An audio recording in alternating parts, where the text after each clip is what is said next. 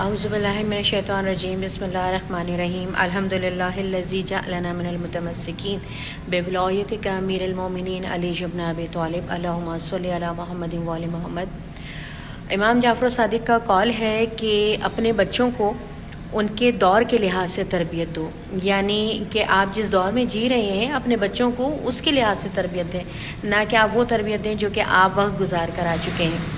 اس وقت جو صورتحال ہے کوارنٹائن کی اور ایس او پیز کو فالو کرتے ہوئے ہی جو کیا جا رہا ہے، اسی کے پیش نظر ایک چھوٹا سا اقدام ہے۔ اگر ہمارے بڑے اس چیز کو سوچیں، کافی ساری تنظیمیں ایکٹیو ہیں، کافی سارے علماء کرام ہیں، کافی سارے سربراہان ہیں جنہیں یہ سوچنا چاہیے کہ ایام علی کا جلوس ہمارے لیے بہت بڑی مثال تھا کہ کن حالات میں نکلا، کس طریقے سے نکلا، اور یقیناً ہم ذہنی طور پہ اس چیز کے لیے تیار نہیں تھے، لیکن اب آنے والا وقت محرم الحرام کا، اس کے لیے ہمیں اپنے آپ کو، عوام الناس کو اویئر کرنا چاہیے کہ کس طریقے سے ڈیورنگ ٹو کرنٹ سچویشن ہم عزاداری برپا کر سکتے ہیں۔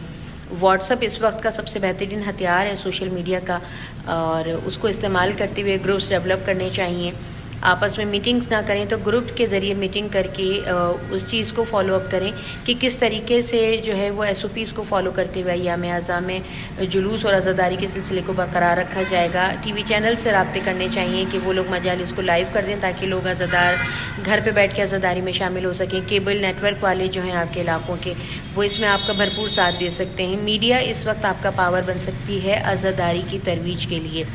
تو اس وقت مجھ ناچیز کا یہ خیال ہے کہ اس وقت ہمیں اپنے ذاتی اختلافات بلا کر اتحاد بین المسلمین کے لیے، عزاداری امام حسین کو برپا کرنے کے لیے ایک ہو کر اس چیز کو سوچنا چاہیے اور لاہ عمل بنانا چاہیے کہ آنے والے محرم کے لیے ہم کیا کر سکتے ہیں۔ بہت شکریہ۔ السلام علیکم یا علی مدد۔